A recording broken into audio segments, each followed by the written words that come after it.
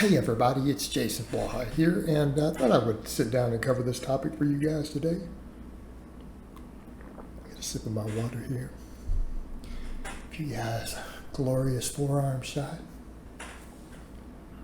All right, let's talk about the hottest topic of the week. I kind of covered it a little bit yesterday, but everybody's jumping in on this power building thing. Someone's linking me stuff with Omar, Isuf getting in on it, Steve, Shaw, everybody's jumping in this conversation. And here's the problem with everyone talking about this. First of all, power building doesn't even mean anything, right? I mean, the first person I remember using that term was Mike O'Hearn, right? The greatest natural of all time. Walking around, he's a paladin with an 18 charisma, right? Won all sorts of judo and powerlifting championships as a lifetime natural. Even though he didn't even compete in the events, he still won the championships. He was a power builder. He used that term. It's just a marketing term, guys. It's just a marketing term. Here's the thing.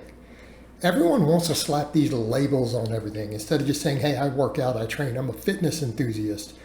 Half these influencers don't have a title of any type. There is no title. All right? Bodybuilding, powerlifting, weightlifting, these are forms of competition. Strongman is a form of competition.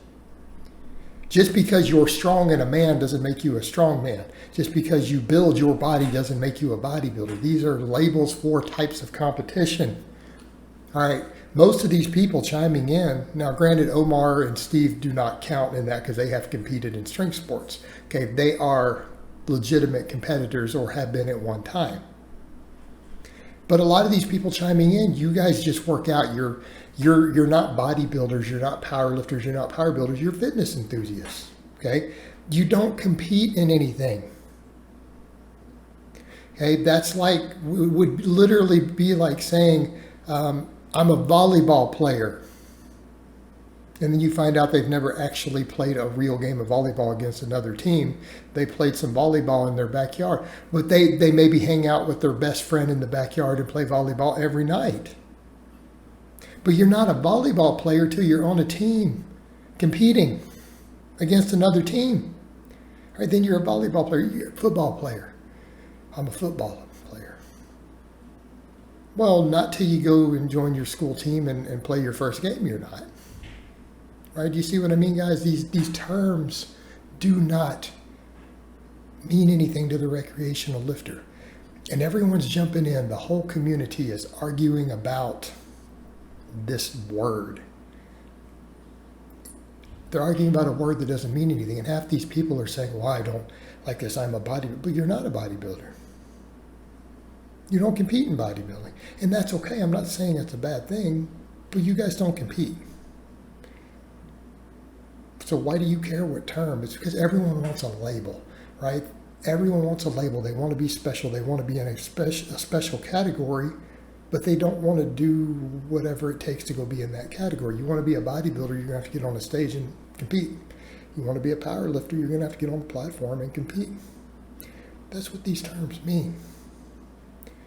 Power building is just an ambiguous marketing term. It started up earlier when I was early on YouTube. It's an ambiguous term. It just meant guys who do a bunch of hypertrophy work but still train heavy. It was never clearly defined. So all these people are arguing about what it is and isn't. It doesn't have a definition. And it doesn't need a definition. It's just something that people were selling. People called my Ice Cream Fitness 5x5 a power building program. And other people said, no, it's a bodybuilding program. Remember Powerlifting to Win reviewed it, and he told people, this is a bodybuilding program. And it was.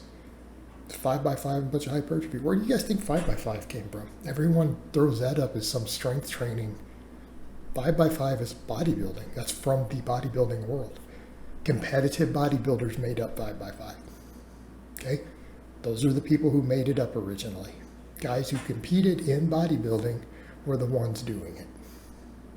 Which kind of then begs the question, if some of the earliest competitive bodybuilders, we're going back to the 50s and 60s, did a bunch of 5-rep sets, did a bunch of heavy 5-rep sets on classic lifts like squat, bench, and deadlift, And then people want to look at something like that and call that power building. No, that's the roots of bodybuilding. What are you talking about? That is bodybuilding. It's a training, ideology, and methodology that competitive bodybuilders were the first ones to really start using and canonize. So if you know your history, your lifting history, where did that come from? Bodybuilding. Who was the most famous 5x5 guy? Reg Park.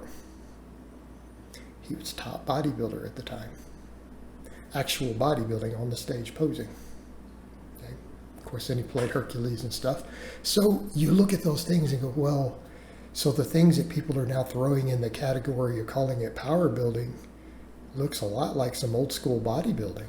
An actual competitive bodybuilding on a stage with a tan flexing bodybuilding, not, oh, I just want to look good. So at what point do people realize the power building thing is just a type of bodybuilding? Because bodybuilding is not a style of training. It's a form of competition. That is like saying football training. What does football training look like in the weight room?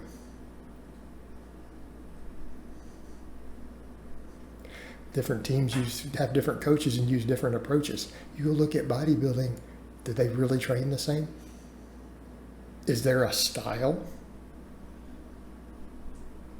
Okay, if you look at magazines from the 80s and 90s, there was a style because they kind of just wrote one basic system and then that's what they told everyone they used. You know, it was the bro split. It's like 15 sets per body part done once a week on a 5-day split. That was bodybuilding training. But the bodybuilders didn't really do that. When you ask them later, like, oh, that's what they put in the interview and they paid us to say in the article. We didn't necessarily do it. We didn't do those workouts. That's just what, you know, the Weider magazine wanted. And then that got called whatever, bodybuilding training. But the guys that weren't actually doing it. Arnold Schwarzenegger did heavy singles. Ronnie Coleman did heavy singles. Franco Columbo did heavy singles. Some of these guys used the squat, bench, and deadlift for low reps. Some of them didn't touch those lifts and only did high reps. There have been bodybuilding champions who only did 10 plus reps. There have been bodybuilding champions who maxed on their bench press and their deadlift. Powerlifting, same thing. The only thing powerlifting has in common, compete in the same lifts. The training varies. In fact, so much so that they argue with each other that the training of other champions is completely useless. The systems are so vastly different that they're incompatible. That's why these are forms of competition. They're not a type of training. They're competitions. Training is just training. Training is goal specific. You go in the gym with a system in place saying this is what I'm trying to achieve, and you do it.